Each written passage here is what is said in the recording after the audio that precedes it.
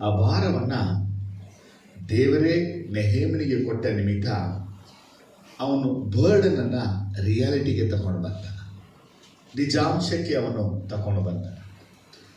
ಮೊದಲು ನೆಹೇಮಿಯನು ಬ್ಯಾಬಿಲೋನ್ ದೇಶದಲ್ಲಿ ಹುಟ್ಟಿದ. ಅವನೊಬ್ಬ ಯಹೂದ್ಯನೇ ಆಗಿದ್ದರೂ ಅವನ ಜನನ ಆಗಿದ್ದು ಬ್ಯಾಬಿಲೋನ್ ದೇಶದಲ್ಲಿ.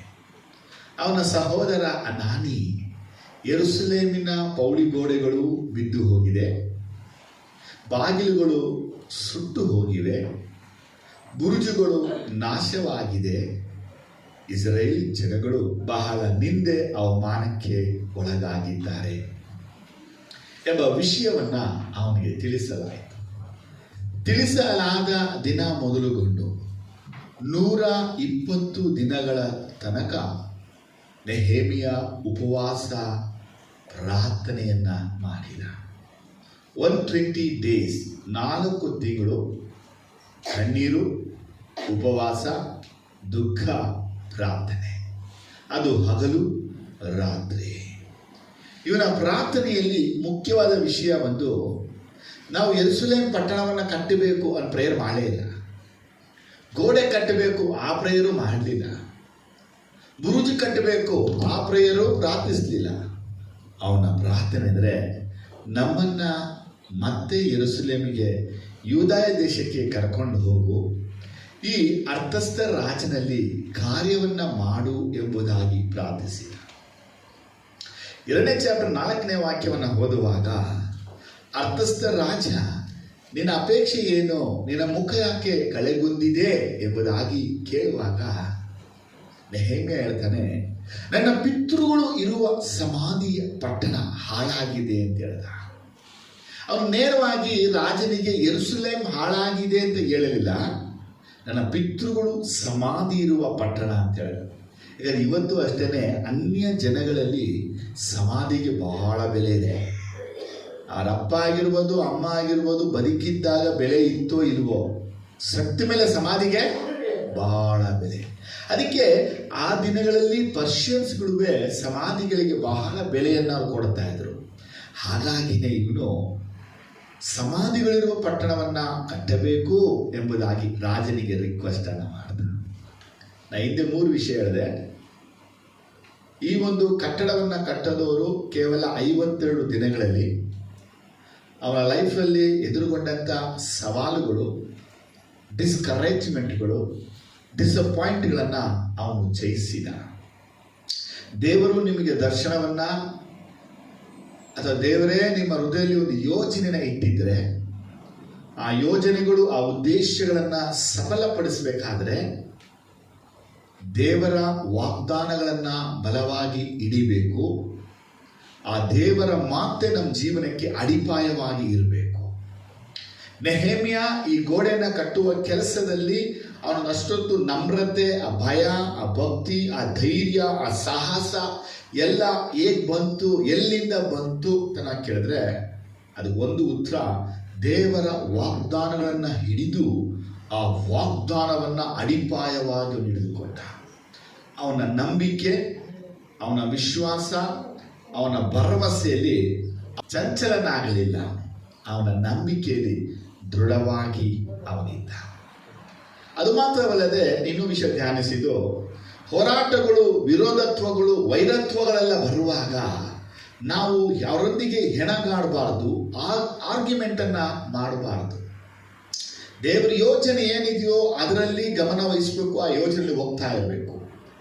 ನಾವು ಯಾವಾಗ ದೇವರು ಕೊಟ್ಟ ಯೋಜನೆನ ಬಿಟ್ಟು ಹೊರಗೆ ಬಂದವ್ರ ಜೊತೆ ಹೆಣಗಾಡಕ್ಕೋ, ಮಾತಾಡೋಕ್ಕೋ, ಜಗಳಕ್ಕೋ ನಿಂತ್ಕೋತೀವೋ, ಆಗ ಪರ್ಪಸ್, ಅದು ಪ್ಲಾನ್ ಆಫ್ ಗಾಡ್, ಅದು ಡಿಸ್ಟ್ರಾಯ್ ಆಗಿಬಿಡುತ್ತೆ. ಅದರ ಮುಂದೆ ನಾವು ಧ್ಯಾನಿಸ್ತೀವಿ. ಕಳೆದ ವಾರ 4 ಮುಖ್ಯ ವಿಷಯ ಹೇಳ್ಕೊಟ್ಟೆ.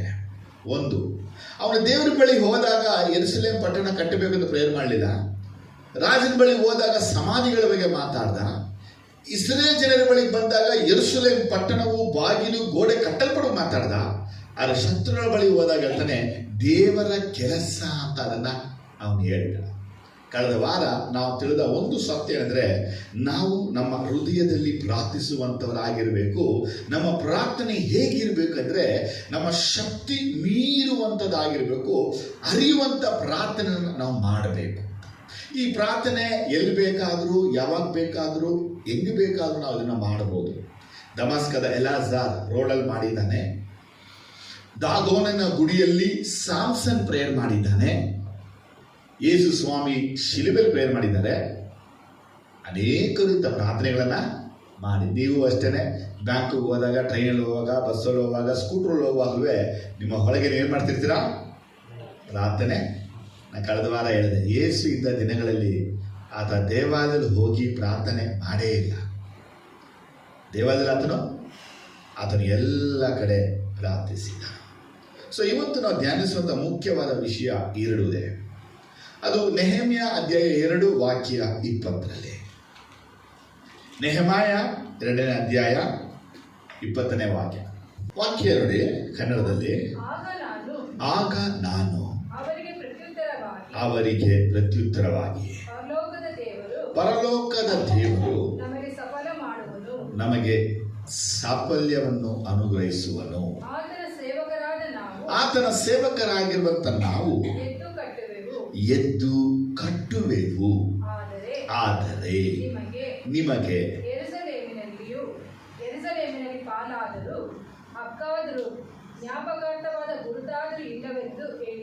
ಆಮೆನ್.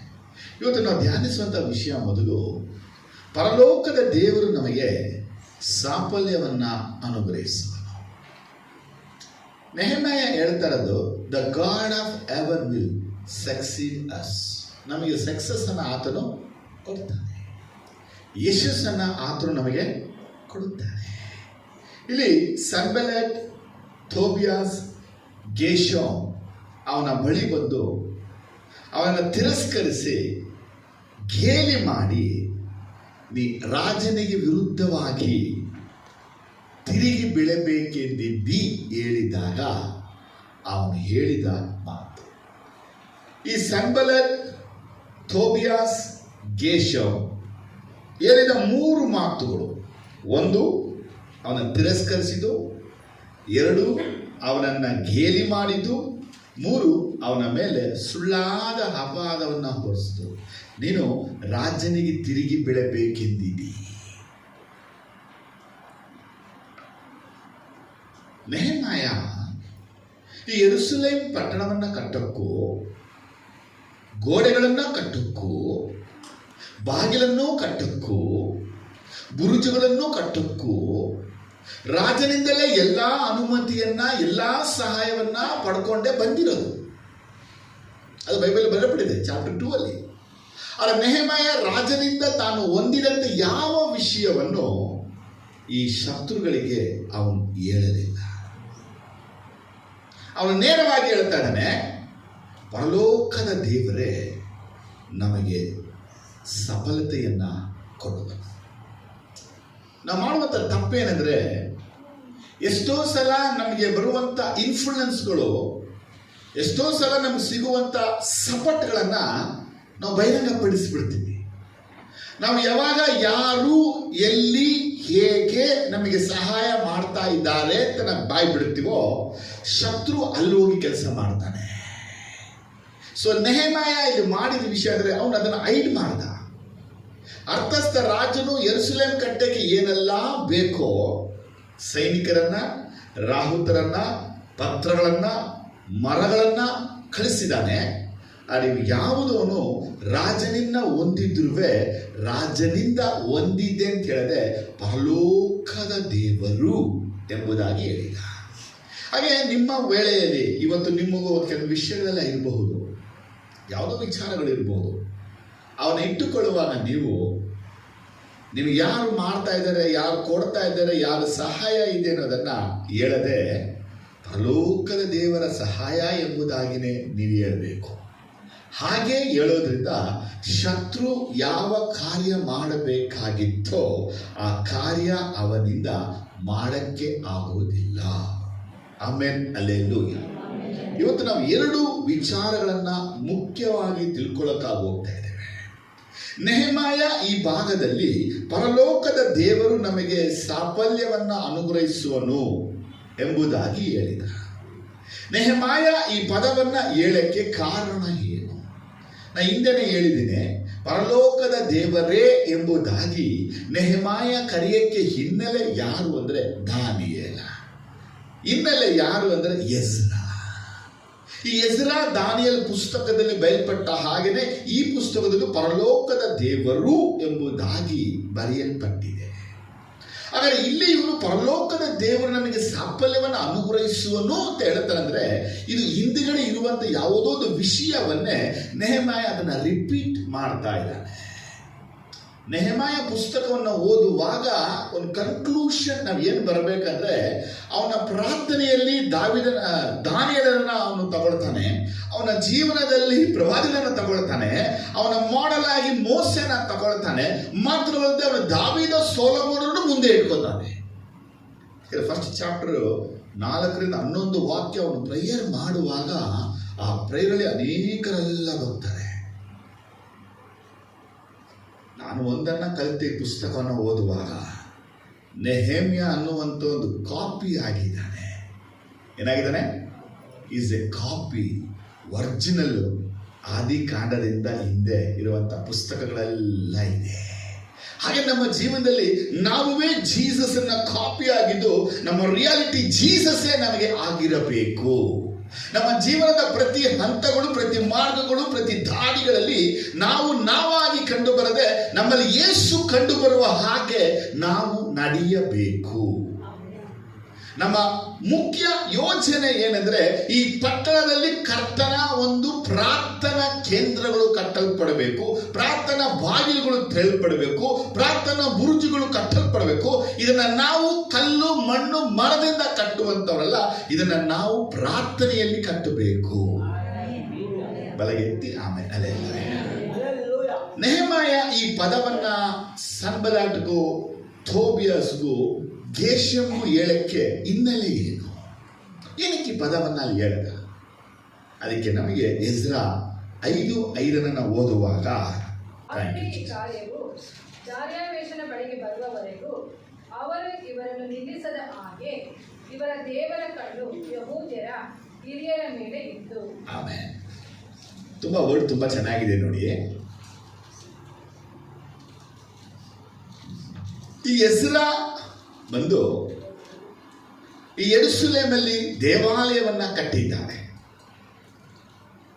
ಈ ಜೆರುಬ್ಬಾಬೆಲನ ಮುಖ್ಯವಾದ ಒಂದು ಕಾರ್ಯಗಳು ಏನಂದ್ರೆ, ಯೆರೂಸಲೇಮಲ್ಲಿ ದೇವಾಲಯವನ್ನ ಕಟ್ಟೋದು. ಆ ದೇವಾಲಯವನ್ನ ಕಟ್ಟಿಬಿಟ್ಟು, ಅದೇ ದೇವಾಲಯ ಕಟ್ಟಿದಂತ ಇವರು ಗೋಡೆ ಇನ್ನು ಕಟ್ಟಿರಲಿಲ್ಲ. ಆ ಗೋಡೆ ಕಟ್ಟುವ ಕೆಲಸವೇ ನೆಹೆಮಾಯವನ್ನು ಕಟ್ತಾನೆ. ಫಸ್ಟು ಆಲಯವನ್ನ ಕಟ್ತಾ ಇದ್ದಾರೆ. ದೇವರಿಗೂ ನಮಗೂ ಸಂಬಂಧ, ನಮಗೂ ದೇವರಿಗೂ ಒಂದು ಐಕ್ಯತೆ, ಅದು ಆಲಯದಲ್ಲಿ. ಈಗ ನೆಕ್ಸ್ಟು ನಮಗೊಂದು ಪ್ರೊಟೆಕ್ಷನ್, ಒಂದು ಸೇಫ್ಟಿ. ಹೇಗೆ ಪ್ರತಿ ದೇಶಗಳಿಗೆ ರಾಡರ್ ಇದೆಯೋ ಹಾಗೇನೆ ಯೆರೂಸಲೇಮಿಗೆ ಪೌಳಿ ಗೋಡೆಯು ಒಂದು ಸುರಕ್ಷಿತವಾದ ಭದ್ರವಾದ ಕೋಟೆ ಆಗಬೇಕು. ಅದಕ್ಕಾಗಿ ನೆಹೆಮಾಯ ಗೋಡೆಯನ್ನ ಕಟ್ತಾ ಇದ್ದಾನೆ. ಈಗ ನೆಹೆಮಾಯ ಪರಲೋಕದ ದೇವರ ನಮಗೆ ಸಾಫಲ್ಯವನ್ನು ಅನುಗ್ರಹಿಸುವಂತ ಏನನ್ನ ಹೇಳಿದ್ನೋ, ಈ ಪದವನ್ನ ಹೇಳಕ್ಕೆ ಅವನ ತಲೆಯ ಒಳಗಿದ್ದು ಒಂದು ವಾಕ್ಯ, ಅದು ಎಜ್ರಾ 5:5 ದೇವರ ಕಣ್ಣು ಅವರ ಮೇಲೆಯೇ ಇತ್ತು. ವರ್ಡ್ ಚೆನ್ನಾಗಿದೆ ನೋಡಿ. The eyes of the lord, English ಏನು ಬರುತ್ತೆ?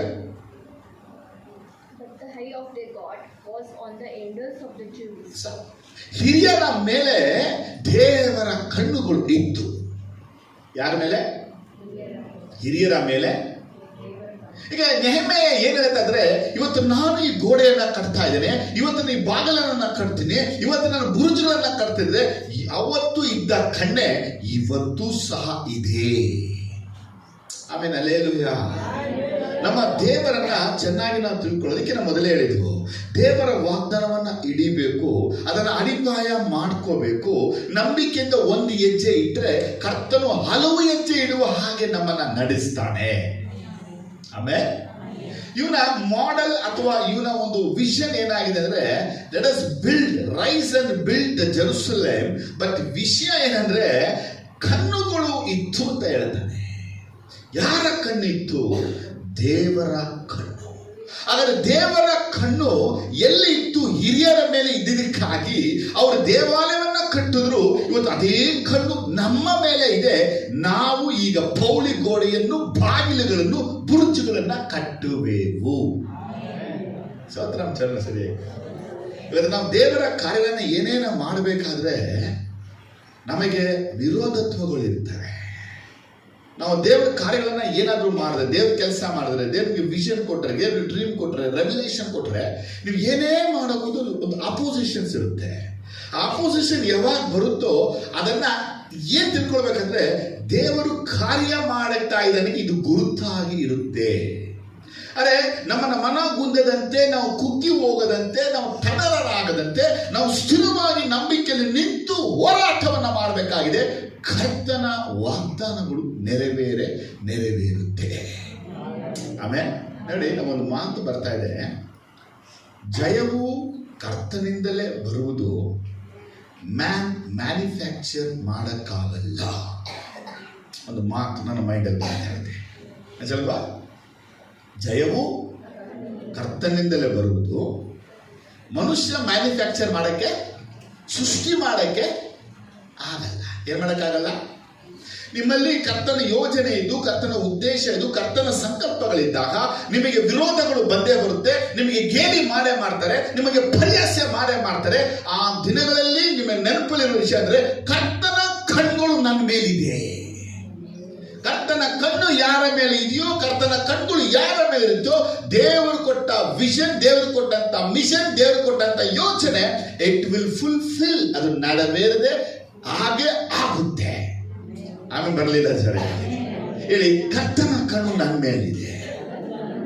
ಅದಕ್ಕಾಗಿನೇ ನಾವು ಈ ಕೆಲಸವನ್ನ ಮಾಡಿ ಮುಗಿಸ್ತೀವಿ. ಇವತ್ತು ಕರ್ತನ ಕಣ್ಣು ನಿಮ್ಮ ಮೇಲಿದ್ರೆ ನಿಮಗೆ ಯಶಸ್ಸು, ಕರ್ತನ ಕಣ್ಣು ನಿಮ್ಮ ಮೇಲಿದ್ರೆ ನಿಮಗೆ ಜಯ, ಕರ್ತನ ಕಣ್ಣು ನಿಮ್ಮ ಮೇಲಿದ್ರೆ ನಿಮಗೆ ಬಿಡುಗಡೆ, ಕರ್ತನ ಕಣ್ಣು ನಿಮ್ಮ ಮೇಲಿದ್ರೆ ನಿಮ್ಮ ಕಣ್ಣೀರು ಒರೆಸಲ್ಪಡುತ್ತೆ, ಕರ್ತನ ಕಣ್ಣು ನಿಮ್ಮ ಮೇಲಿದ್ರೆ ನಿಮ್ಮ ಮೊರೆ ಆತನಿಗೆ ಕೇಳ್ತಾನೆ. ಕರ್ತನ ಕಣ್ಣುಗಳು ನಿಮ್ಮ ಮೇಲಿದ್ರೆ ನಿಮ್ಮ ಜೀವನದಲ್ಲಿ ನಡೆಯದ ಅದ್ಭುತಗಳು ನಡೀತದೆ.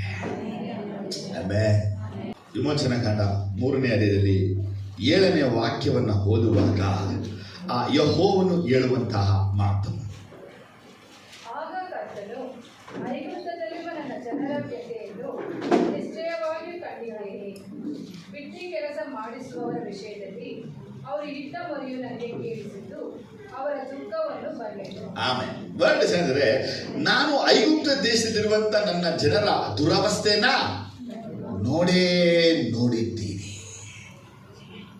ಇವತ್ತು ನಿಮ್ಮ ದುರಾವಸ್ಥೆ ಏನು? ನಿನ್ನ ಆತ್ಮೀಕ ಜೀವನ ಏನು? ನಿಮ್ಮಿಂದ ಎಷ್ಟು ಪ್ರೇಯರ್ ಮಾಡೋಕ್ಕಾಗ್ತಾ ಇದೆ, ಎಷ್ಟು ಪ್ರೇಯರ್ ಮಾಡೋಕ್ಕಾಗ್ತಾ ಇಲ್ಲ, ಎಷ್ಟು ಭಕ್ತಿ ಇದೆ, ಎಷ್ಟು ಭಕ್ತಿ ಇಲ್ಲ, ಎಷ್ಟು ಪರಿಶುದ್ಧ ಇದೆ, ಎಷ್ಟು ಪರಿಶುದ್ಧ, ಎಲ್ಲವನ್ನ ಯೇಸು ಸ್ವಾಮಿ ನೋಡಿದ್ದಾರೆ. ಬರೀ ನಿಮ್ಮ ದುಃಖ, ನಿಮ್ಮ ನೋವು, ನಿಮ್ಮ ವ್ಯಾಧಿ, ನಿಮ್ಮ ಕಣ್ಣೀರು, ನಿಮ್ಮ ಸಮಸ್ಯೆ, ನಿಮ್ಮ ಕೊರತೆ, ನಿಮ್ಮ ಬಾಧೆಗಳನ್ನೇ ಆತ ನೋಡಲು ಮಾತ್ರವಲ್ಲದೆ ನಿಮ್ಮ ದುರವಸ್ಥೆಯನ್ನು ಆತನು ನೋಡಿದ್ದಾನೆ. ಆದರೆ ದುರಾವಸ್ಥೆನ ನೋಡುವಂತ ದೇವರನ್ನು ಸುಮ್ಮನೆ ಇರುವಂತವನಲ್ಲ, ಆ ದುರಾವಸ್ಥೆನ ನೀಗಿಸಿ ನನ್ನ ಸುಸ್ಥಿತಿಗೆ ತರುವಂತವನೇ ಕರ್ತನಾದ ಯೇಸು ಆಗಿದ್ದಾನೆ. ನೆಹೆಮೀಯನ ವಿಷಯ ಗಮನಿಸಬೇಕು. ಅವನು ಹೇಳ್ತಾ ಇದ್ದಾನೆ, ನಮ್ಮ ದೇವರು ನಮಗೆ, ಪರಲೋಕದ ದೇವರೇ ನಮಗೆ ಸಾಫಲ್ಯವನ್ನು ಅನುಗ್ರಹಿಸುವಾಗ ಅವನ ಮೈಂಡ್ ಬಂದ ವಿಚಾರ ಅಂದ್ರೆ, ಇಸ್ರೇಲ್ ಜನಗಳು ಐಗುಪ್ತ ದೇಶದಲ್ಲಿದ್ದಾಗ ಅವರ ದುರವಸ್ಥೆಯೆಲ್ಲ ನೀಗಿಸಿದ ದೇವರು, ಅವರ ದುಃಖವೆಲ್ಲ ನೀಗಿಸಿದ ದೇವರು ಇವತ್ತು ನಮ್ಮ ದುರಾವಸ್ಥೆನ ನೀಗಿಸಿ ನಮ್ಮ ದುಃಖವೆಲ್ಲ ಅಣಗಿಸುವನು ಎಂಬುದಾಗಿ ನೆಹೆಮೀಯ ತಿಳ್ಕೊಂಡಿದ್ದ. ನಾವೆಷ್ಟು ಸಲ ವಿಮೋಚನಾ ಕಾಂಡ ಓದಿಲ್ಲ, ನಾವೆಷ್ಟು ಸಲ ಬೈಬಲ್ನ ಓದಿಲ್ಲ, ಎಷ್ಟು ಸಲ ಪ್ರಸಂಗ ಕೇಳಿಲ್ಲ, ಎಷ್ಟು ಸಲ ಬೋಧನೆಗಳನ್ನ ನಾವು ಕೇಳಿಲ್ಲ. ಆದರೂ ನಾವು ನನ್ನ ಅವಸ್ಥೆ ನಿಮಗೆ ಯಾಕ್ರಿ, ನಮ್ಮ ನೋವು ಯಾರು ಗೊತ್ತು, ನಮ್ಮ ದುಃಖ ಯಾರು ಗೊತ್ತು, ನಮ್ಮ ಕಷ್ಟ ಯಾರು ಗೊತ್ತು, ನಮ್ಮ ಸಮಸ್ಯೆ ಯಾರು ಗೊತ್ತು ಎಂಬುದಾಗಿ ನಾವು ಬೇಡ್ತಾನೇ ಇರ್ತೀವಿ. ಫಸ್ಟ್ ತಿಳ್ಕೊಳ್ಳಿ, ಪರಲೋಕದ ದೇವರು ನಿಮಗೆ ಜಯವನ್ನ ಅನುಗ್ರಹಿಸ್ತಾನೆ. ಆ ಪರಲೋಕದ ದೇವರಿಗೆ ಜಯ ಅನುಗ್ರಹಿಸ್ತಾನಂದ್ರೆ ಆತ ನಿಮ್ಮನ್ನ ನೋಡಿದ್ದಾನೆ. ಈ ಆತ ನಿಮ್ಮನ್ನ ನೋಡಿದ್ದಾನೆ ಅಂದ್ರೆ ನಿನ್ನ ದುರವಸ್ಥೆ ಇಂದು ಮುಗಿತು, ನಿನ್ನ ಕಣ್ಣೀರು ಇಂದು ಮುಗಿತು, ನಿನ್ನ ನೋವು ಇಂದು ಮುಗಿತು, ನಿನ್ನ ಸಮಸ್ಯೆ ಇಂದು ಮುಗಿತು, ನಿನ್ನ ಹೋರಾಟ ಇಂದು ಮುಗಿತು, ನಿನ್ನ ವಿರೋಧತ್ವ ಇಂದು ಮುಗಿತು, ನಿನ್ನ ಶತ್ರುತ್ವ ಇಂದು ಮುಗಿತು. ಯಾಕಂದ್ರೆ ಎಲ್ಲವನ್ನ ದೇವರು ಹೊಸದಾಗಿ ಮಾಡ್ತಾನೆ. ಇಸ್ರಾಯೇಲರ ದುರಾವಸ್ಥೆನ ನೋಡಿದಂಥ ದೇವರು ನೆಹೆಮ್ಯನ ಮುಖಾಂತರವಾಗಿ ಅವನ ಬಾಯಲ್ಲಿ ಹೊರಟಂತ ಮಾತಿನ ನಿಮಿತ್ತವಾಗಿ ಅವತ್ತಿನ ಯೆರೂಸಲೇಮ್, ಪಾಳು ಬಿದ್ದ ಯೆರೂಸಲೇಮ್, ಬಿದ್ದು ಹೋದಂಥ ಗೋಡೆ, ಬಿದ್ದು ಹೋದಂಥ ಮನೆ, ಬಿದ್ದು ಹೋದ ಬಾಗಿಲು, ಬಿದ್ದು ಹೋದ ಬುರುಜುಗಳ ದುರಾವಸ್ಥೆಯನ್ನು ನೋಡಿದ್ದಾನೆ.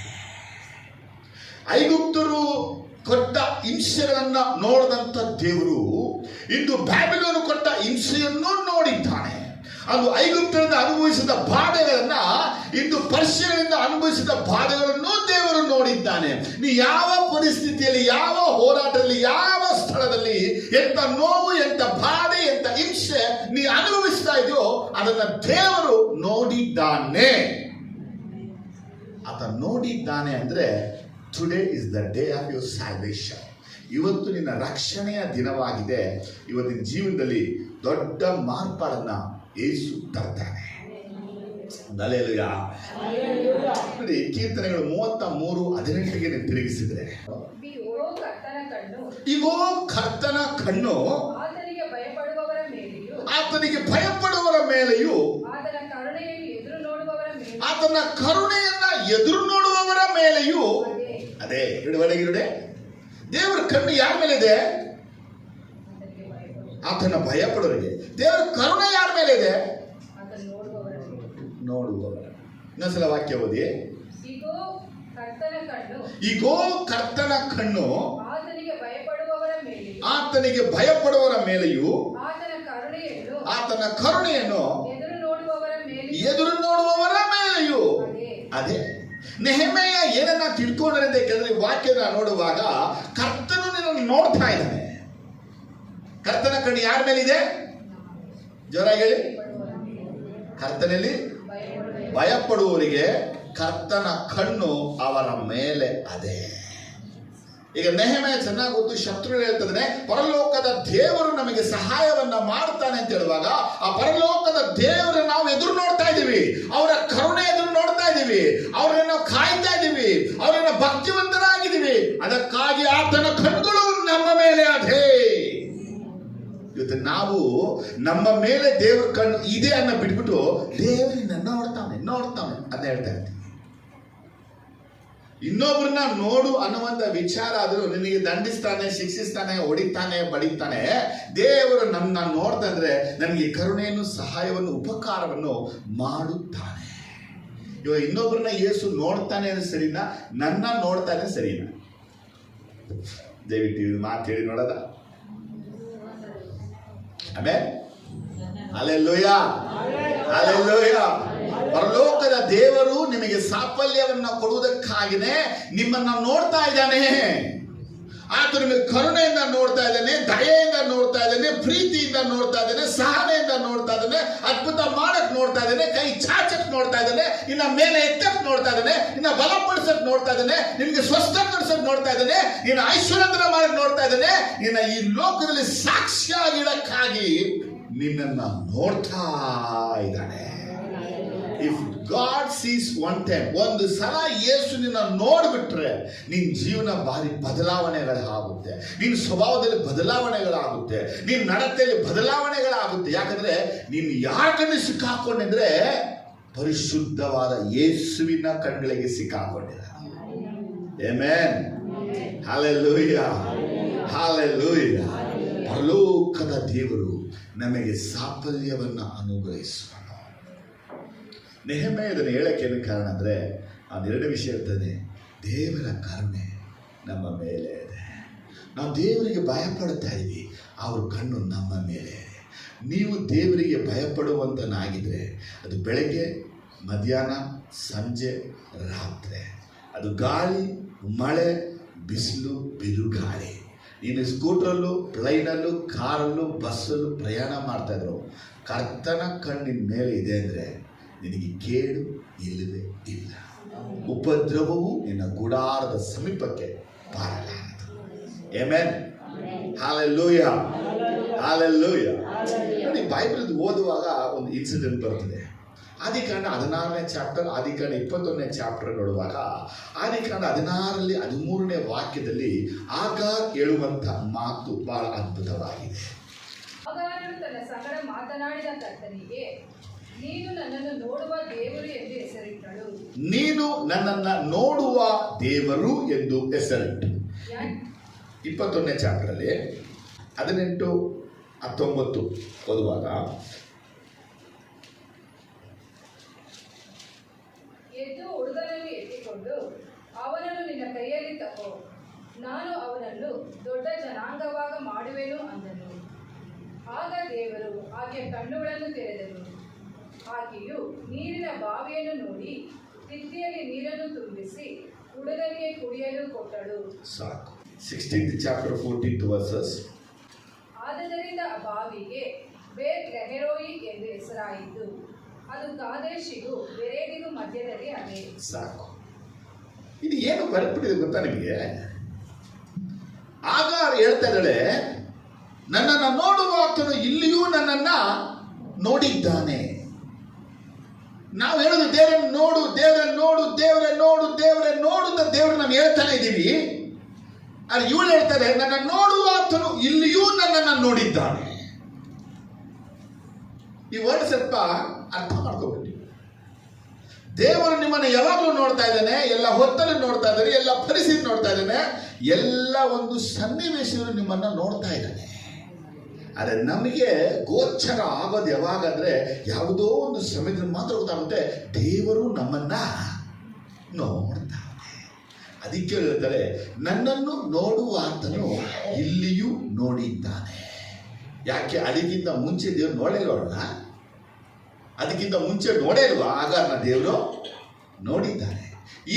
ಈ ಸ್ಥಳದಲ್ಲಿ ಬಾವಿಗೆ ಎಲ್ರೋಹಿತ್ ಅವಳ ಹೆಸರನ್ನ ಇಟ್ಟ ಮೇಲೆ 21ನೇ ಚಾಪ್ಟರ್ ಮತ್ತೆ ದೇವರವಳ ಕಣ್ಣನ್ನ ತೆರೀತಾನೆ, ಮತ್ತೆ ಅಲ್ಲಿ ಬಾವಿನ ನೋಡ್ತಾಳೆ, ಮತ್ತೆ ಅಲ್ಲಿ ನೀರನ್ನ ತಗೊಂಡು ಮಗನಿಗೆ ನೀರು ಕೊಡ್ತಾಳೆ. ಯಾಕೆ ಈ ಬಾವಿಗಳ ಹೆಸರು ಇಡಲಿಲ್ಲ?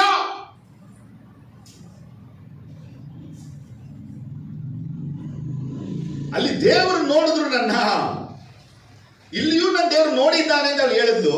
ಆದರೆ ಈ ಭಾಗದಲ್ಲಿ 21ನೇ ಚಾಪ್ಟರ್ಲಿ ನನ್ನ ನೋಡುವ ಆತನು ಇಲ್ಲಿಯೂ ನನ್ನ ನೋಡಿದ್ದಾನೆ ಅಂತ ಅವಳು ಹೇಳಲಿಲ್ಲ. ಅವಳು ಯಾಕೆ ಹೇಳಿಲ್ಲ ಗೊತ್ತಾ? ಅವಳ ತಲೆ ತುಂಬಾ ಅಬ್ರಹಾಮ ಹೇಳಿದ ಮಾತುಗಳು, ಸಾರ ಹೇಳಿದ ಮಾತುಗಳು ತಲೆ ತುಂಬ ತುಂಬಿಕೊಂಡಿದೆ. ದೇವ ಮಕ್ಕಳೇ, ಎಷ್ಟೋ ಸಲ ನಾವು ದೇವ್ರನ್ನ ಸ್ತುತಿಸದೆ ಸ್ತೋತ್ರ ಮಾಡದಿರೋಕ್ಕೆ ಕಾರಣ ಎಲ್ಲ ವಿಷಯ ಸಂಗತಿಗಳು ನಮ್ಮ ತಲೆಯಲ್ಲಿ ಇರೋದೆ. ನಿಮ್ಮ ತಲೆಯಲ್ಲಿ ದೇವರ ವಾಕ್ಯ ಹೊರತು ಬೇರೆ ಇರಬಾರ್ದು. ಯಾವಾಗ ನಿಮ್ಮ ತಲೆಯಲ್ಲಿ ಎಲ್ಲರ ಮಾತು, ಎಲ್ಲರ ವಿಷಯ, ಎಲ್ಲರ ಸಂಗತಿ ತಲೆ ತುಂಬಿಕೊಂಡಿರುತ್ತೋ ಆಗ ನೀವು ದೇವರ ವಾಕ್ಯ ಒಳಗಿರಲ್ಲ. ಅಲ್ಲಿ ನಾನು ನೋಡುವ ಆತನು ಇಲ್ಲಿಯೂ ನೋಡಿದ್ದಾನೆ ಹೇಳಿದಂಥವಳು ಇಲ್ಲಿ ಹೇಳ್ಬೇಕಿತ್ತಲ್ಲ ಅವಳು, ನಾನು ನೋಡುವ ಆತನು ಇಲ್ಲಿಯೂ ನನ್ನನ್ನ ಹೇಳಿಲ್ಲ. ಯಾಕೆ ಹೇಳಿಲ್ಲ ಅಂದ್ರೆ ಅವಳ ಮನಸ್ಸಲ್ಲಿ ಅಬ್ರಾಮನ ದ್ರೋಹ, ಅವಳ ಮನಸ್ಸಲ್ಲಿ ಸಾರಲ್ಲ ದ್ರೋಹ ಖಂಡವಾಗ್ತಾ ಇದೆ. ಇವತ್ತು ದೇವರು ನಿಮಗೆ ಸಾಫಲ್ಯವನ್ನ ಕೊಡಕ್ಕಾಗಿದ್ದಾನೆ. ಆ ಸಾಫಲ್ಯ ಹೊಂದಿಕೊಳ್ಬೇಕಾದ್ರೆ ನಿನ್ನ ಮನಸ್ಸಲ್ಲಿ ಯಾವ ವಿಷಯವು, ಯಾವ ಸಂಗತಿಯು, ಯಾವ ಮಾತಲ್ಲ ಇದೆಯೋ ಅದೆಲ್ಲ ನೀನು ತೆಗೆದೆಸಿಬೇಕು. ಅದು ಅವಶ್ಯ ನಿನಗಿಲ್ಲ. ಇವತ್ತು ಅನೇಕ ದೇವ ಮಕ್ಕಳು ಮುಂದೆ ಹೋಗದಿರಕ್ಕೆ ಕಾರಣ ಏನಪ್ಪ ಅಂದ್ರೆ ಅವ್ರನ್ನ ಹಿಡಿದು ಎಳಿತಾ ಇದ್ರೆ ಎಲ್ಲ ಮಾತುಗಳು, ಸಂಗತಿಗಳು, ವಿಷಯಗಳು. ನಿಮ್ಮ ಹೃದಯ ಶುದ್ಧ ಮಾಡ್ಕೊಳ್ಳಿ. ಸಾಫಲ್ಯವನ್ನ ಕೊಡಕ್ಕೆ, ಅನುಗ್ರಹವನ್ನ ಮಾಡಕ್ಕೆ, ಯಶಸ್ಸನ್ನ ಕೊಡಕ್ಕೆ, ನಿನಗೆ ಆರೋಗ್ಯವನ್ನ ಕೊಡಕ್ಕೆ, ನಿನಗೆ ಜಯವನ್ನ ಕೊಡಕ್ಕೆ, ನಿನ್ನ ಜೀವನದಲ್ಲಿ ದೊಡ್ಡ ಕಾರ್ಯ ಮಾಡಕ್ಕೆ ಯೇಸು ಸಿದ್ಧವಾಗಿದ್ರು. ಅದನ್ನು ರಿಸೀವ್ ಮಾಡ್ಕೊಳ್ಳಕ್ಕೆ ನೀವು ಸಿದ್ಧರಾಗಿಲ್ಲ. ರೀಸನ್ ಏನು ಗೊತ್ತಾ? ನಿಮ್ಮ ಮನಸ್ಸಲ್ಲಿ ಮಾತುಗಳಿದೆ. ತಾಯಿ ಹೇಳಿದ್ದು, ತಂದೆ ಹೇಳಿದ್ದು, ಗಂಡ ಹೇಳಿದ್ದು, ಮಗ ಹೇಳಿದ್ದು, ಸೊಸೆ ಹೇಳಿದ್ದು, ಅತ್ತೆ ಹೇಳಿದ್ದು, ಎಲ್ಲ ತಲೆ ತುಂಬ ಇದೆ. ಆ ಮಾತೆಲ್ಲ ತಲೆ ತುಂಬ ಇರೋದ್ರಿಂದಲೇ ನಿಮ್ಮ ಬಾಯಿಂದ ಸ್ತುತಿ ಓಡುತ್ತಾ ಇಲ್ಲ, ನಿಮ್ಮ ಬಾಯಿಂದ ಸ್ತೋತ್ರ ಓಡುತ್ತಾ ಇಲ್ಲ, ನಿಮ್ಮ ಬಾಯಿಂದ ಆರಾಧನೆ ಓಡುತ್ತಾ ಇಲ್ಲ, ನಿಮ್ಮ ಬಾಯಿಂದಲೇ ಮಹಿಮೆ ಪಡಿಸೋಕ್ಕೆ ಆಗಲ್ಲ. ನಿಮ್ಮ ಕೈಯಲ್ಲಿ ಮೈ ಕೊಟ್ಬಿಟ್ಟು ಬನ್ನಿ ಯೇಸುಸ್ವಾಮಿನ ಸ್ತುತಿಸಿ ಅಂದರೆ 1 ನಿಮಿಷ ಅಷ್ಟೇ. ಅದೇ ಮೈ ಕೊಟ್ಬಿಟ್ಟು ಇವ್ರಿಗೆ ಸ್ವಲ್ಪ ಬೈರಿಂದ ಹೇಳಿದ್ರೆ 1 ಅವರ್ ಚೆನ್ನಾಗಿ ಬೈತೀರ. ನಾಲೆಜ್ ಅಷ್ಟಿದೆ ನಮಗೆ. ಯಾಕೆ ಗೊತ್ತಾ? ನಮ್ಮ ಮನಸ್ಸಲ್ಲಿ ಆ ವಿಷಗಳು ತುಂಬಿಕೊಂಡಿದೆ. ಈ ಕೆಟ್ಟ ಬೇರುಗಳನ್ನು ನಾವು ತೆಗೆಯದೆ ಹೋದರೆ ನಮ್ಮ ಜೀವನದಲ್ಲಿ ನಾವು ಯಶಸ್ಸು ಕಾಣಕ್ಕಾಗಲ್ಲ. ನಿಮ್ಮ ತಾಯಿನೋ ತಂದೆನೋ ಗಂಡನೋ ಹೆಂಡತಿನೋ ಮಗನೋ ಮಗಳು ಅತ್ತೆನೋ ಸೊಸೆನೋ ಗೆಳೆಯನೋ ಗೆಳತಿನೋ ಮಿತ್ರನೋ ಆಪ್ತನೋ ಶತ್ರುವೇ ಆಗಿರ್ಬೋದು, ಅವನು ಏನೆಲ್ಲ ಹೇಳೋನೋ ಏನೆಲ್ಲ ಮಾತಾನೋ ಏನೆಲ್ಲ ನಡೆದಿದ್ಯೋ ಅದನ್ನು ಇವತ್ತು ನೀನು ಅಂತ್ಯ ಮಾಡಿದ್ರೆ ಎಲ್ಲರೂ ಹೀತ ನಿನ್ನ ಬಾಯಲ್ಲಿ ಕರೆಯಲು ಸಾಧ್ಯ. ಜನಕ್ಕೆ ಅರ್ಥ ಆಯ್ತು? ಆಮೇಲೆ ಅರ್ಥ ಆಯ್ತಮ್ಮ? ನಿಮ್ಮನ್ನು ನೋಡ್ತಾ ಇದ್ದಾನೆ. ನೆಹೆಮಾಯ ಚೆನ್ನಾಗಿ ತಿಳ್ಕೊಂಡ. ಈ ಸಂಬಲೆಕ್ ಟೋಬಿಯಾಸ್ ಗೇಷ್ಯ ಮಾಡುವಂತ ಗೇಲಿ ಆಗ್ಬೋದು, ತಿರಸ್ಕಾರ ಆಗ್ಬೋದು, ವಿರೋಧತ್ವಗಳಾಗಿರ್ಬೋದು, ಇವು ಚೆನ್ನಾಗಿ ಗೊತ್ತು. ಕರ್ತನ ಕಣ್ಣು ನಮ್ಮ ಮೇಲೆ ಇದೆ, ಕರ್ತನ ನಮ್ಮನ್ನ ನೋಡ್ತಾ ಇದ್ದಾನೆ, ಕರ್ತನ ನಮ್ಮನ್ನ ಕಟಾಕ್ಷಿಸ್ತಾ ಇದ್ದಾನೆ, ಕರ್ತನ ದೃಷ್ಟಿ ನಮ್ಮ ಮೇಲೆ ಇದೆ, ಕರ್ತನ ಪ್ರಾರ್ಥನೆಗೆ ಕಿವಿಗೊಟ್ಟಿದ್ದಾನೆ, ಕರ್ತನ ನೆರಳು ನಮ್ಮ ಮೇಲೆ ಇದೆ, ಕರ್ತನ ಸಹಾಯ ನಮ್ಮ ಮೇಲೆ ಇದೆ. ಹಾಗಾಗಿ ನಾವು ಎದ್ದು ಕಟ್ಟುವೆವು ಅಂತ ಆತನು ಹೇಳಿದ್ದಾನೆ. ಆದರೆ ನಾವು ಎದ್ದು ಕಟ್ಟುತ್ತೇವೆ, ಎದ್ದಿದ್ದನ್ನು ಮಾಡ್ತೇವೆ, ಎದ್ದಿದ್ದನ್ನು ನಡೆಸ್ತೇವೆ ಅಂತೇಳಿ ನಮ್ಮಿಂದ ಹೇಳಕ್ಕೆ ಆಗ್ತಾ ಇಲ್ಲ. ಯಾಕೆ ಆಗ್ತಾ ಇಲ್ಲ ಅಂದರೆ ಆಗಾರಳಂತೆ ನಾವು ಫೇಲ್ಯೂರ್ಗಳಾಗ್ಬಿಟ್ಟಿದ್ದೀವಿ. ಆಗಾರಳಂತೆ ಯಾರೆಲ್ಲ ಫೇಲ್ಯೂರ್ಗಳಾಗಿರ್ತಾರೋ ಅವ್ರು ಯಾವತ್ತೂ ದೇವರನ್ನ ಸ್ತುತಿಸೋಕ್ಕೆ ಸ್ತೋತ್ರ ಮಾಡೋಕ್ಕಾಗಲ್ಲ. ಬಹಳ ದುಃಖಕರದ ವಿಚಾರ ಇದು. 16ರಲ್ಲಿ ನೋಡುವ ಆತನು ಎಲ್ಲರೂ ಹಿಂದೆ ಹೆಸರಿಟ್ಟಳು, 21ರಲ್ಲಿ ಹೆಸರಿರಲಿಲ್ಲ. ಅದೇ ದೇವದೂತ, ವಾಗ್ದಾನ, ಅದೇ ಕರುಣೆ, ಅದೇ ಅದ್ಭುತ ದೇವರು. ಬಟ್ ಅದು ದೇವರನ್ನ ಅವಳು ಸ್ತುತಿಸಲಿಲ್ಲ. ಎಚ್ಚರಿಕೆ ವಿಷಯ ಆಗ್ತಾ ಇದೆ. Amen hallelujah, amen hallelujah, amen hallelujah, amen. ನೆಹೆಮಾಯದಲ್ಲಿ ಆತ ಹೇಳ್ತಾನೆ 2:20ರಲ್ಲಿ, ನಮ್ಮ ದೇವರು ನಮಗೆ ಸಾಫಲ್ಯವನ್ನ ಅನುಗ್ರಹಿಸ. ಈ ಹೇಳಕ್ಕೆ ಎರಡನೇ ಕಾರಣ ಏನು? What is second reason? ಎರಡನೇ ರೀಸನ್ ಏನು? ಪರಲೋಕದ ದೇವರು ಎಂಬುದಾಗಿ ಅವನು ಯಾಕೆ ಕರೆದ? Number 1, Daniel 2:44.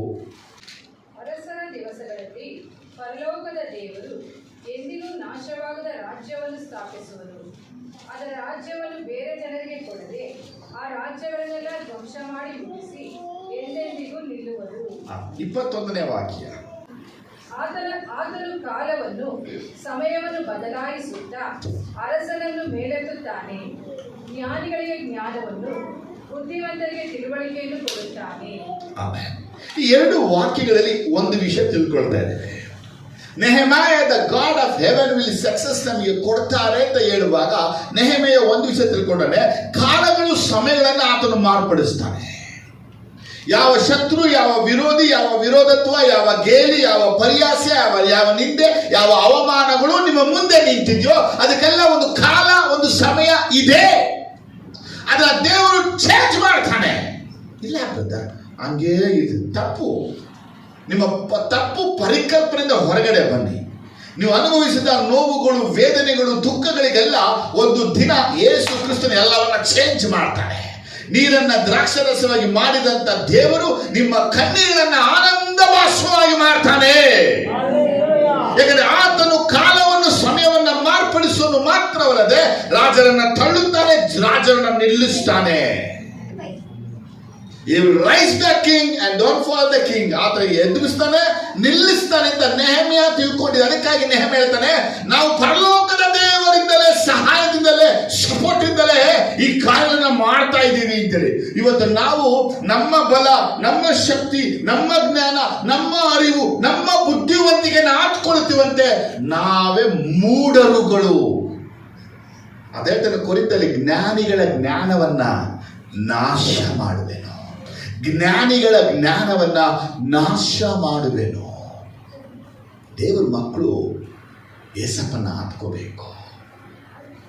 ನಾವು ಯಾವುದೇ ಕಾರ್ಯಗಳು, ಯಾವುದೇ ಕೆಲಸಗಳನ್ನ ಒಂದು ತೊಡಗಿಸಿಕೊಳ್ತೀವಂದ್ರೆ ಅವ್ರನ್ನ ಹಾಕ್ಕೋಬೇಕು.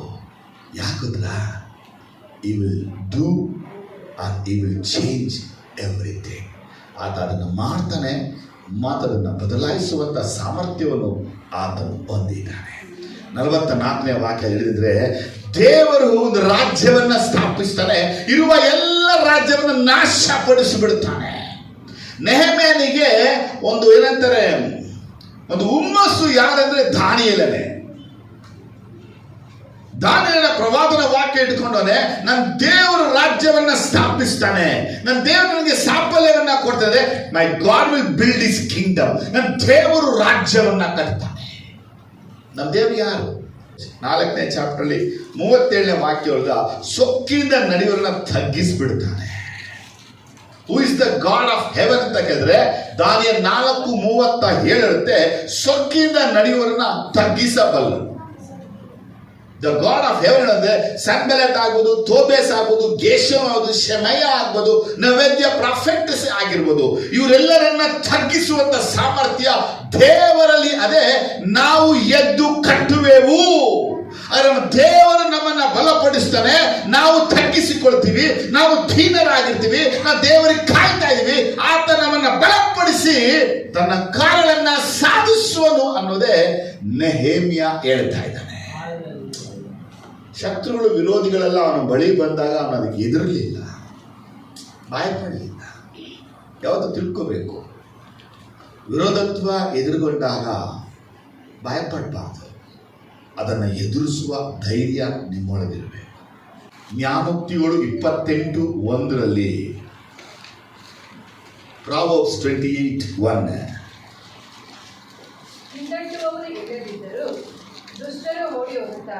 ಹಿಂದಟ್ಟುವವನು ಇಲ್ಲದಿದ್ದರೂ ದುಷ್ಟರು ಓಡಿ ಹೋಗುತ್ತಾರೆ. ಸಿಂಹದ ಹಾಗೆ ನೀತಿವಂತರು ಧೈರ್ಯದಿಂದ ಇರುತ್ತಾರೆ. ನೋಡಿ, ಇಲ್ಲಿ ವಾಕ್ಯ ಏನಿದೆ ಅಂದ್ರೆ, ನಿಮಗೆ ವಿರೋಧತ್ವ ಬರುವಾಗ ನೀವು ಓಡ್ತಾ ಇದ್ದೀರಾ ಅಂತ ಅರ್ಥ.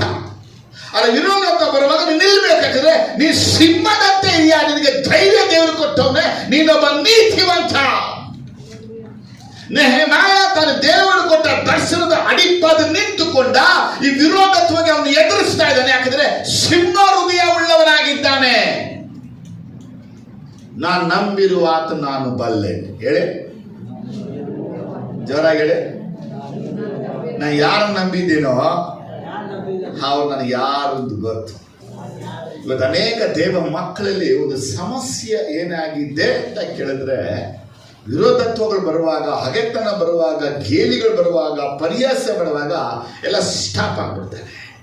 ದೇವ್ರ ಕೆಲಸನ ನಿಲ್ಲಿಸ್ಬಿಡ್ತಾರೆ, ದೇವ್ರ ಸೇವೆನ ನಿಲ್ಲಿಸ್ಬಿಡ್ತಾರೆ, ಪ್ರಾರ್ಥನೆ ಮಾಡಬಾರ್ದು ನಿಲ್ಲಿಸ್ಬಿಡ್ತಾರೆ, ಉಪವಾಸ ನಿಲ್ಲಿಸ್ಬಿಡ್ತಾರೆ, ಎಲ್ಲ ನಿಲ್ಲಿಸ್ಕೊಂಡ್ಬಿಡ್ತಾರೆ. ಯಾಕಂದ್ರೆ ತುಂಬಾ ವಿರೋಧತ್ವ ಬ್ರದರ್.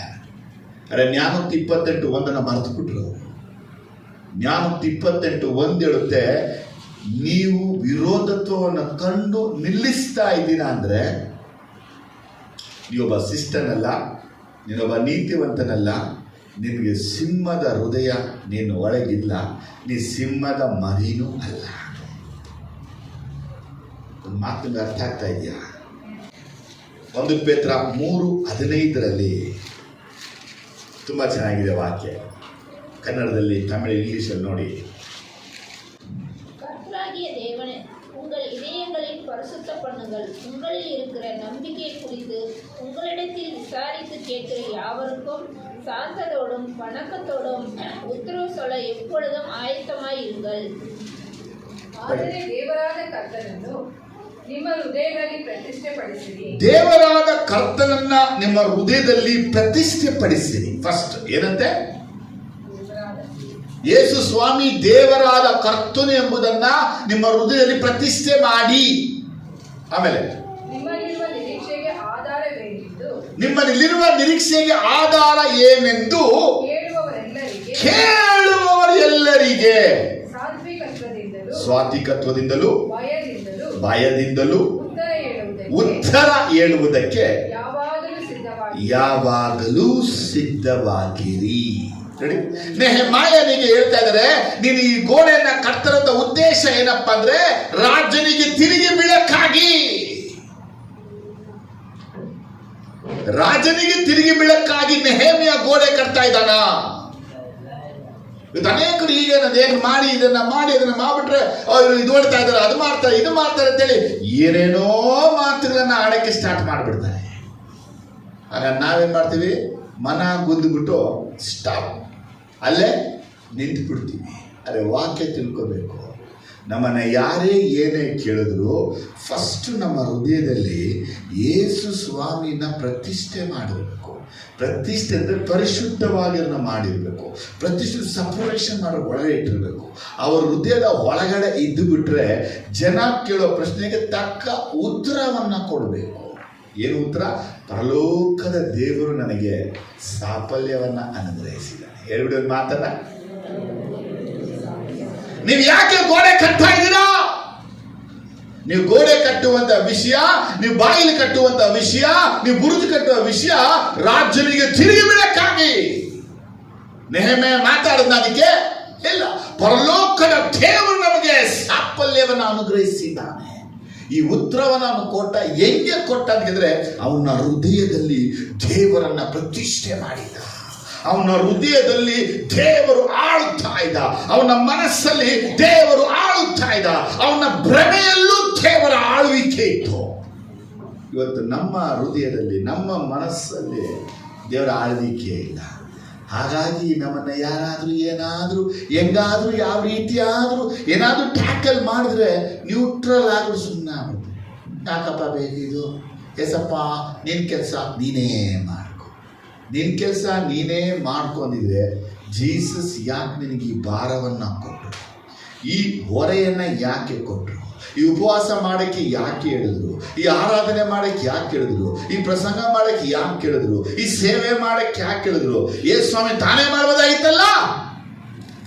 ಆತ ನಂಬಿ ನಿನಗೆ ಒಂದು ಕೆಲಸವನ್ನ ಕೊಟ್ಟಾಗ ನಿನಗೆ ಬರುವ ವಿರೋಧತ್ವಕ್ಕೆ ಎದುರದೆ ಬದಲಾಗಿ ಆ ವಿರೋಧತ್ವಕ್ಕೆ ನಿನ್ನ ಉತ್ತರ ಸಿದ್ಧವಾಗಿರಬೇಕು. ಆ ಉತ್ತರ ಸಿದ್ಧ ಆಗದೆ ನಿನ್ನ ಹೃದಯ ಅದು ಡೆಡಿಕೇಟ್ ಆಗಿದ್ರೆ ಮಾತ್ರ.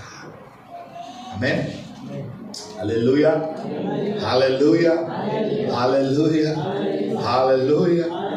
ಇವತ್ತು ನಿಮ್ಮನ್ನ ದೇವ್ರ ಕಾರ್ಯ ಮಾಡ್ತಿರ್ತೀರ, ದೇವ್ರ ಕೆಲಸ ಮಾಡ್ತಿರ್ತೀರ, ದೇವ್ರಿಗಾಗಿ ಏನೋ ಒಂದು ಕಾರ್ಯ ಮಾಡ್ತಿರ್ತೀರ. ಇದು ಮಾಡಕ್ಕೆ ನಿಮ್ಗೆ ಯಾರು ಹೇಳಿದ್ರು? ಇದನ್ನು ಯಾಕೆ ಮಾಡ್ತಾ ಇದೆಯೋ? ಇದು ಮಾಡಬಾರ್ದು, ಇದು ಮಾಡೋ ತಪ್ಪು ಅಂತ ಹೇಳುವಾಗ ನಿಮ್ಮ ಹೃದಯದಲ್ಲಿ ಯೇಸು ಪ್ರತಿಷ್ಠಿಸಿದ್ರೆ ತಕ್ಕ ಉತ್ತರ ನೀವು ಕೊಡು. ಆದರೆ ನಾವು ಇದು ಪ್ರಶ್ನೆ ಕೇಳೋದು ಭಯಪಟ್ಟು ಹಿಂಜಾಗ್ಬಿಟ್ಟು ಸುಮ್ಮನೆ ಆಗ್ಬಿಡ್ತೀವಿ. ಈಗಾಗ ಕಾರಣ ಗೊತ್ತಾ? ಕೀರ್ತಿ ಬಯಲ್ಪಟ್ಟಿದೆ, ಕರ್ತನು ಮನೆಯನ್ನ ಕಟ್ಟದಿದ್ದರೆ ಅದನ್ನು ಕಟ್ಟುವುದಕ್ಕೆ ಅದರ್ಥ if God start to rebuild the Jerusalem, ದೇವರು ತಾನೇ ಯೆರೂಸಲೇಮನ್ನು ಕಟ್ಟುವುದಕ್ಕಾಗಿ ಸಿದ್ಧ ಆದ ಮೇಲೆ ನಾನು ಕಟ್ಟೋದು ತಪ್ಪಲ್ಲ. ನೆಹೆಮ್ಯನ ಉತ್ತರ ಅರ್ಥ ಆಗ್ತಾ ಇದೆಯಾ? The God ready to reestablish the Jerusalem. ಆತನು ಯೆರೂಸಲೇಮನ್ನು ಸಿದ್ಧ ಮಾಡಿದ ಕಟ್ಟಕ್ಕಾಗಿ, ಯೆರೂಸಲೇಮನ್ನು ಕಟ್ಟಕ್ಕಾಗಿ ಸಿದ್ಧ ಮಾಡಿಕೊಂಡಿದ್ದಾನೆ. ಹಾಗಾಗಿ ನಾವು ಪಟ್ಟಣವನ್ನ ಕಟ್ಟುತ್ತಾ ಇದ್ದೀವಿ. ನಮ್ಮ ದೇವರು ನಮಗೆ ಸಾಫಲ್ಯವನ್ನು ಅನುಗ್ರಹಿಸಿದ್ದಾನೆ. ದೇವರೇ ಸಾಫಲ್ಯ ಅನುಗ್ರಹಿಸಿರುವಾಗ, ದೇವರೇ ಕಟ್ಟಕ್ಕೆ ತೊಡಗಿರುವಾಗ ನಾವು ನಮ್ಮ ಮನೆಯನ್ನ ಕಟ್ತಾ ಇಲ್ಲ, ನಾವು ದೇವರ ಮನೆಯನ್ನ ಕಟ್ತಾ ಇದ್ದೀವಿ. ಆಮೆನ್. Hallelujah, hallelujah. ಯಾವ ಬಿರು ನೋಟಕ್ಕೋ, ಯಾವ ಮಾತುಗೋ, ಯಾವ ಆಲೋಚನೆಗೋ, ಯಾವ ವಿಷಯಕ್ಕೋ ನಾವು ಭಯಪಡಬಾರ್ದು. ಏಸಪ್ಪ ನಿನ್ನ ಕೊಟ್ಟ ದರ್ಶನ, ಏಸಪ್ಪ ನಿನ್ನ ಕೊಟ್ಟ ಯೋಜನೆ, ಏಸಪ್ಪ ನಿನ್ನ ಕೊಟ್ಟಂತ ಮಿಷನ್ ನೀನು ಇಟ್ಕೋಬೇಕು. ಏಸಪ್ಪ ನಾಳೆ ಬಂದಾಗ ನಿನ್ನನ್ನೇ ಕೇಳೋದು, ನಾನು ಕೊಟ್ಟಿದ್ದ ಕೆಲಸ ಏನು ಮಾಡಿದೆ? ನಿನ್ಗೆ 5 ತಲಾಂತ ಕೊಟ್ಟೆ, ಏನು ಮಾಡಿದೆ? 2 ಕೊಟ್ಟೆ, ಏನು ಮಾಡಿದೆ? 1 ಕೊಟ್ಟೆ, ಏನು ಮಾಡಿದೆ? ದೇವ್ರು ನಾಳೆ ದಿನ ನಿನ್ನ ಕೇಳ್ತಾರೆ, ನಾನು ಕೊಟ್ಟ ದರ್ಶನ ಏನು ಮಾಡಿದ್ಯಾ? ಮಣ್ಣೆಲ್ಲ ಮುಚ್ಚಿಬಿಟ್ಟೆ ದೇವ್ರೆ. ಎಲ್ಲ ಹಿಂಸೆ ಮಾಡಿದ್ರು, ತೊಂದರೆ ಮಾಡಿದ್ರು, ಇದು ಮಾಡಿದ್ರು, ಅದು ಮಾಡಿದ್ರು, ಹಂಗ್ ಮಾಡಿದ್ರು, ಹಿಂಗ್ ಮಾಡಿದ್ರು, ಅದಕ್ಕೆಲ್ಲ ಮಣ್ಣೆಲ್ಲ ಮುಚ್ಚಿಬಿಟ್ಟಿದ್ದೀನಿ. ತಗೋ ನಿನ್ ದರ್ಶನ ವಾಪಸ್ ನೀನೇ ಇಟ್ಕೋ. Take your vision. ನಿನ್ ದರ್ಶನ ನೀನೇ ತಕೋ, ನಿನ್ ಪ್ಲಾನ್ ನೀನೇ ತಕೋ, ನಿನ್ ಉದ್ದೇಶ ನೀನೇ ತಕೋ. ದೇವ್ರೆ ನನ್ ಬೇಡ. ಅವನ್ನ ದೇವ್ರು ಸುಮ್ಮನೆ ಬಿಟ್ರ? ಆ ದೇವ್ರು ಎಲ್ಲಿಗೆ ಹಾಕಿದ್ರು? ಯೇಸುವರು ಅಧರ್ಮ ಮಾಡೋರೆ ನನ್ನಿಂದ ತೊಲಗಿ ಹೋಗಿ. ಯಾಕೆ ಯೇಸುವನ್ನು ಅಧರ್ಮಕ್ಕೆ ಕರ್ತನ ಚಿತ್ತವನ್ನ ಬಿಟ್ಟು ಒಳಗಡೆ ಕೆಲಸಗಳನ್ನ ಮಾಡಿದ್ರು ಅವರು. ದೇವರ ನಂಬಿಗಸ್ತನ ಸೇವಕ ಯಾರು ಅಂತ ಕೇಳಿದ್ರೆ ಆತ ಹೇಳಿದನ್ನ ಮಾಡೋನು ಮಾತ್ರನೇ ನಂಬಿಗಸ್ತನಾದ ಆಳು. ಇವತ್ತು ಯೇಸು ನಿನಗೆ ಹೇಳಿದ್ದ ನೀನು ಮಾಡಬೇಕು. ನಿನಗೆ ಏನು ಹೇಳಿದ್ರೆ ಮಾಡಬೇಕು. ನಿನಗೆ ಹೇಳಿದ್ದ ಮಾಡ್ಬೇಕಷ್ಟೇ. ಅವ್ರ ಮಾತು ಇವ್ರ ಮಾತು ಅವ್ರದ್ದು ಇವ್ರದೆಲ್ಲ ತಗೊಂಡು ತಲೆಗೆ ಮಸಾಲ ಹಾಕೋತಾ ಇದ್ರೆ ಯೇಸುವಿನ ಮುಂದೆ ನ್ಯಾಯ ತೀರ್ಪಲ್ಲಿ ನಿಂತ್ಕೊಂಡಾಗ ಈ ಮಸಾಲೆಗಳು ಯಾವುದು ಉತ್ತರ ಬರಲ್ಲ. ನಾನು ಕೊಟ್ಟ ದರ್ಶನ ಏನ್ ಮಾಡಿದೆ? ನಾನು ಕೊಟ್ಟ ಸೇವೆ ಏನ್ ಮಾಡಿದೆ?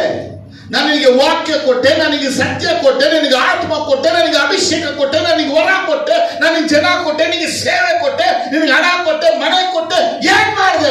ಎಲ್ಲ ಮಣ್ಣಲ್ಲಿ ಹಾಕಿ ಬಚ್ಚಿಟ್ಟಿದ್ದೀನಿ. ಮಣ್ಣಲ್ಲಿ ಹಾಕಿ ಬಚ್ಚಿದಕ್ಕಾಗಿನ ಸ್ವಾಮಿ ಇದೆಲ್ಲ ನೀನು ಕೊಡಬೇಕಾಗಿತ್ತು. That is rise and build the Jerusalem. ನೆಹೆಮಾಯನ ಬಗ್ಗೆ ನಾನು ತುಂಬಾ ಖುಷಿ ಪಡೋ ವಿಷಯ ಗೊತ್ತಾ?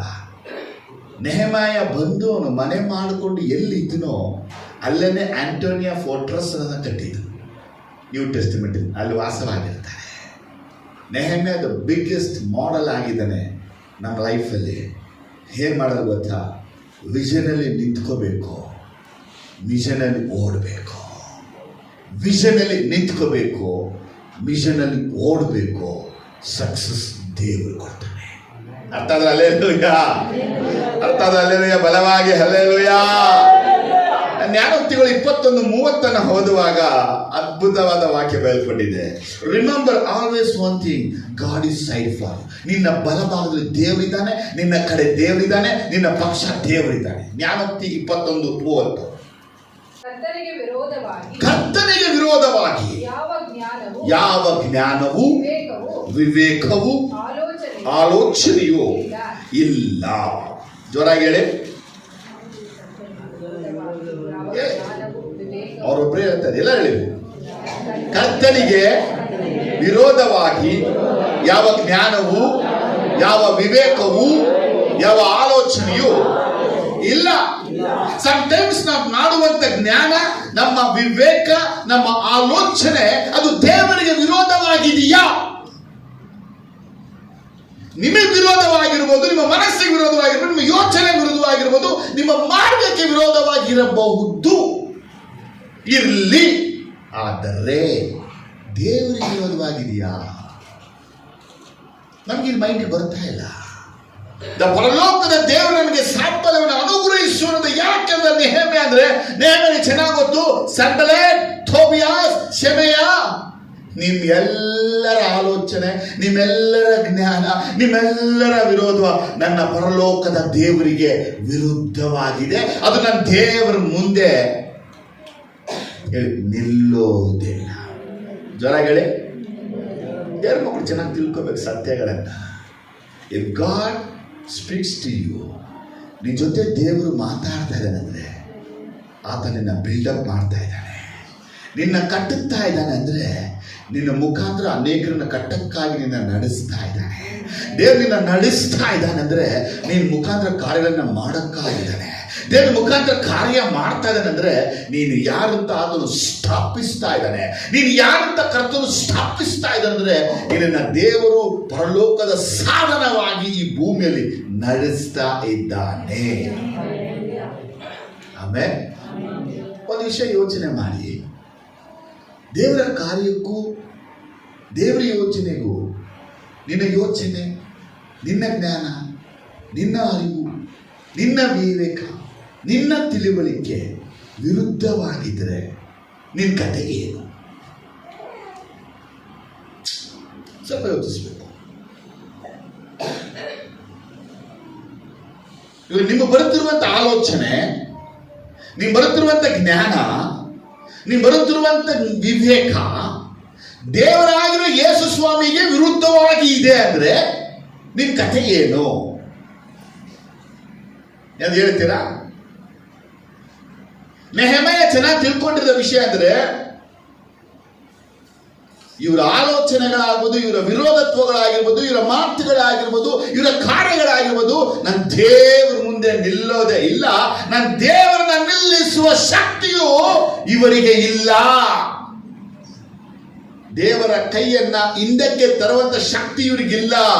ದೇವರ ಹಸ್ತ ಎಳೆಯಕ್ಕೆ ಇವರಿಗೆ ಶಕ್ತಿ ಇಲ್ಲ. ದೇವರ ಕೈಯನ್ನ ನಿಲ್ಲಿಸುವ ಶಕ್ತಿ ಇವರಿಗಿಲ್ಲ. ಆಮೆನ್. Hallelujah, hallelujah, hallelujah.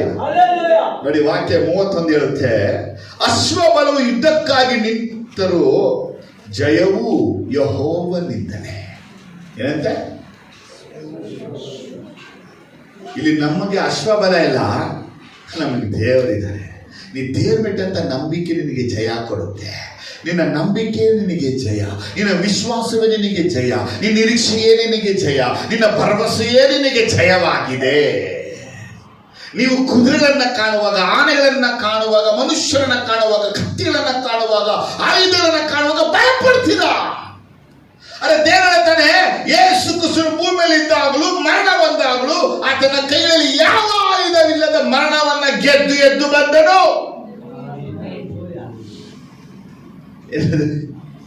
ಭೂಮಿಯಲ್ಲೂ ಆತ ವೆಪನ್ಸ್ ಯೂಸ್ ಮಾಡಿಲ್ಲ.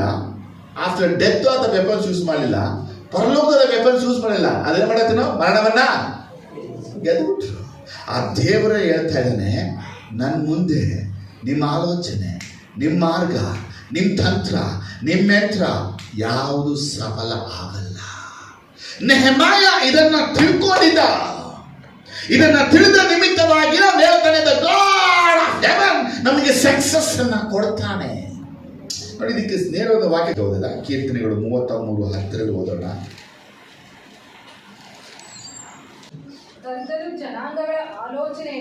ಕರ್ತನು ಜನಾಂಗಗಳ ಆಲೋಚನೆಯನ್ನ ವ್ಯರ್ಥ ಮಾಡುವನು, ಜನರ ಕಲ್ಪನೆಗಳನ್ನು ನಿಷ್ಫಲ ಮಾಡುತ್ತಾನೆ. 33:10. ಯೋಬ 5:12-13. ಆತನು ಯುಕ್ತಿವಂತರ ಯೋಚನೆಯನ್ನು ಭಂಗಪಡಿಸುತ್ತಾನೆ, ಅವರ ಕೈಗಳು ಪ್ರಯತ್ನವನ್ನ ನಡೆಸುವುದಿಲ್ಲ. ಇಲ್ಲಿ ಚೆನ್ನಾಗಿ ಈ ಬೈಬಲ್ ಹೆಂಗಿದೆ ಅಂದ್ರೆ, ಯುಕ್ತಿವಂತರ ಕೈಯಿಂದ ಏನು ಆಗದಂತೆ ಅವರ ಉಪಾಯಗಳನ್ನು ಭಂಗಪಡಿಸ್ತಾನೆ. ನನ್ನ ದೇವರು ನಮಗೆ ಸಾಫಲ್ಯವನ್ನ ಕೊಡ್ತಾನೆ ಅಂತ ನೆಹೆಮ್ಯ ಹೇಳುವಾಗ, ನೆಹೆಮ್ಯನಂತೆ ನಾವು ತಿಳ್ಕೊಂಡಿರ್ಬೇಕು. ಏನ್ ತಿಳ್ಕೊಂಡಿರ್ಬೇಕು?